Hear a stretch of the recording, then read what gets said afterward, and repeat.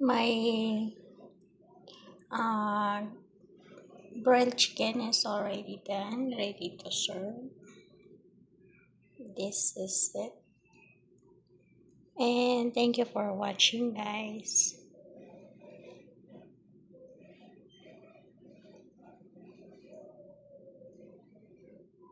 That's it.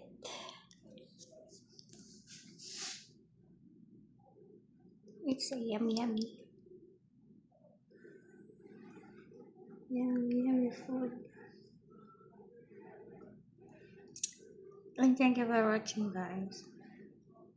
Don't forget to subscribe, like, and comment, and share to my video. And again, have a nice day. And more power. God bless us all. Bye bye, guys.